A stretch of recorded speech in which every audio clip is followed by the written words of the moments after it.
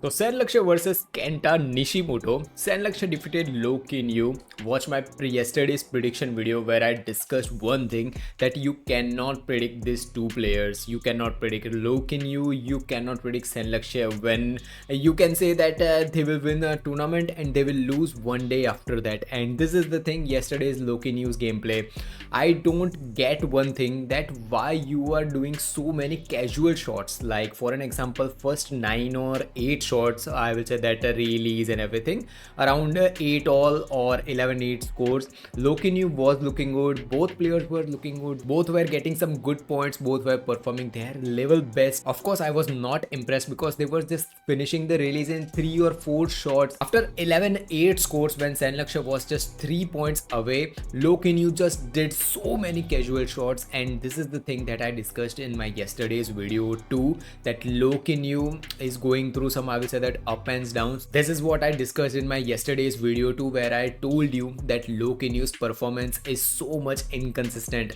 Just like for an example, this particular tournament, there are no big players. There is Kenta Nishimoto, Kodai Naraoka, I will say that he's still not that top level player that he can destroy every other players like Shiuchi, like Anderson Thompson. He cannot defeat those players. Of course, he can try his best, but what I want to say is that there are not big players in this tournament. So perfect moment for Low Kinyu, Lakshya, Kenta Nishimoto, every other players who are unable to win in a round of 16 or quarterfinals in Super 1000, Super 750. This is perfect moment for those players. But what happened in yesterday's match?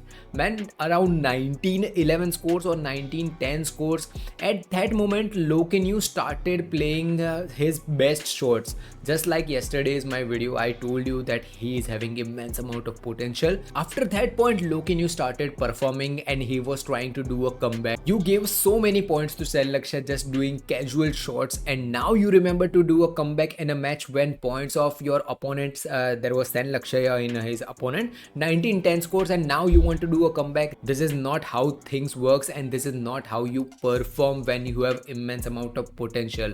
Low Kinyu, he is a world champion player.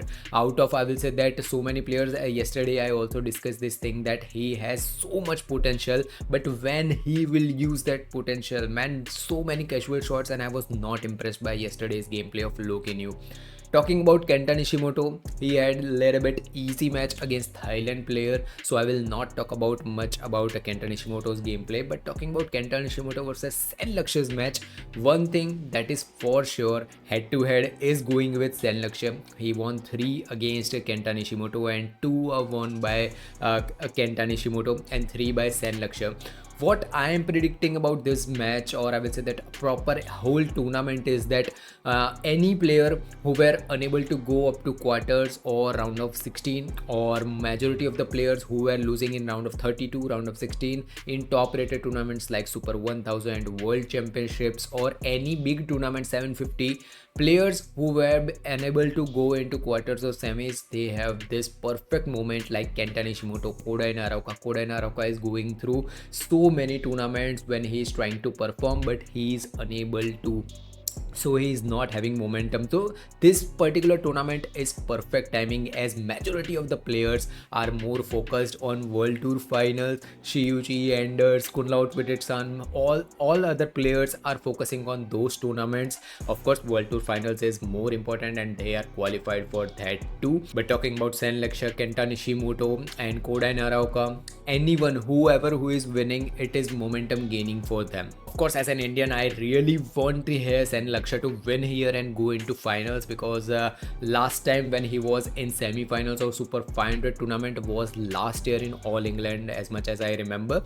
All England is Super 1000 by the way. But after that, majority of the tournament where Lakshya has participated, he almost got lost in round of 32 or round of 16. I'm talking about Super 500, 750 and 1000. He has been into semi-finals of Macau Open, and Macau Open was Super 300. For a long time, Lakshya has this perfect moment to go into finals and even win this tournament. There are no big players, so there won't be any top rated fight in finals too. But Canada Open 2025 winner Kenta Nishimoto will not make this match easy for Lakshya. Comment down below, who do you think is winning this match? Nozomi Okuhara versus Ratchanok Intanon, and I told you yesterday that Nozomi Okuhara is winning this match and she won in a straight 2 set, and I am much happier for Nozomi Okuhara. First she defeated Akane Yamaguchi, and yesterday's match in a straight 2 set win. I'm really impressed by Nozomi Okuhara. There was a time when I used to watch these legends like Ratchanok Intanon, Nozomi Okuhara, Taizo Ing, PV Sindhu, Carolina Marin. These players used to give a crazy good performance like top 8.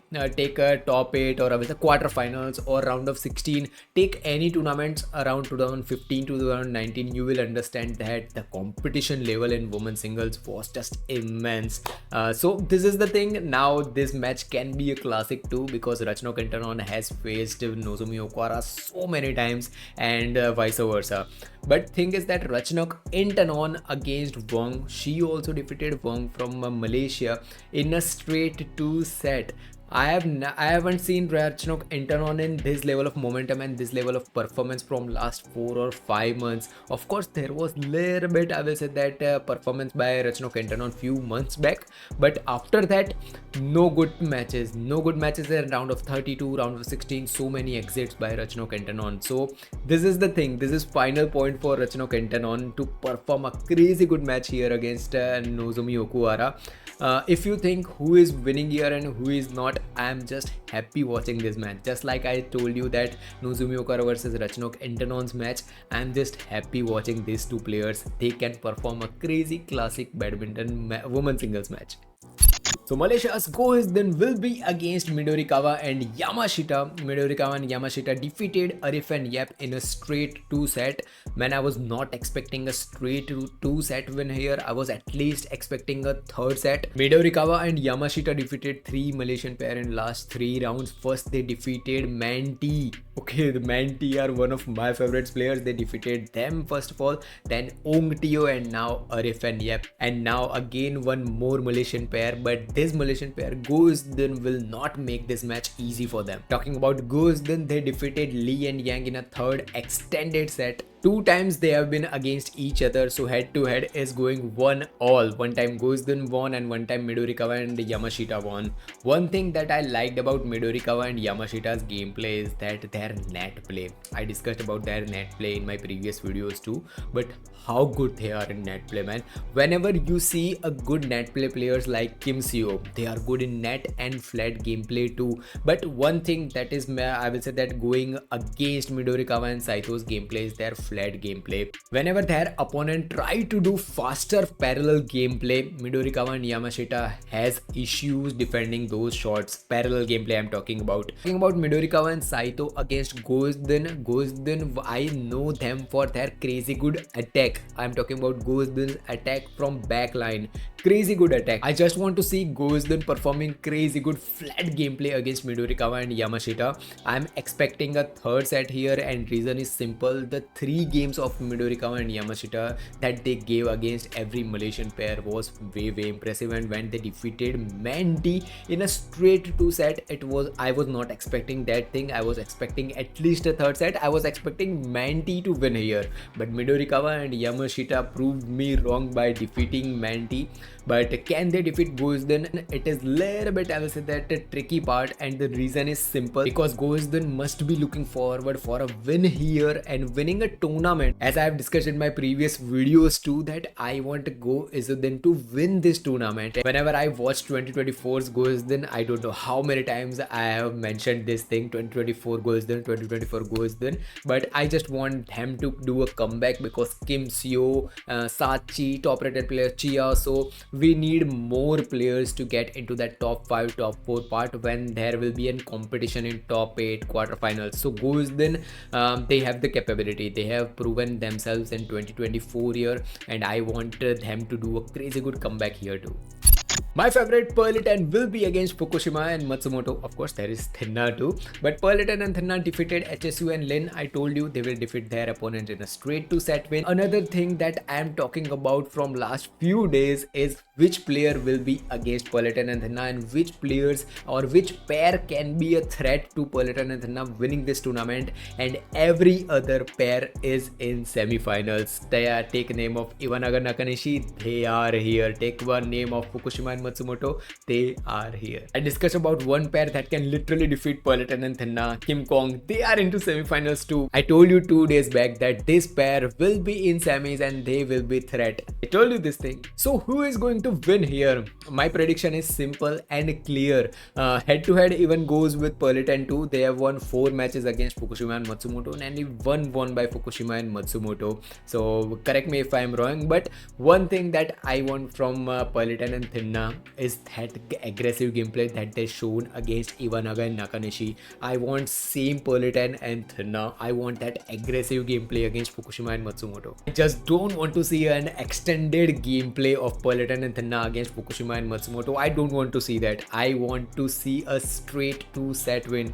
I want to see Peloton doing those crazy good smashes, and I just want to see her crazy good racket skills. This tournament win for Peloton will give them momentum for World Tour Finals, and this is why I discussed about Peloton and Thinaah against every other women's doubles player.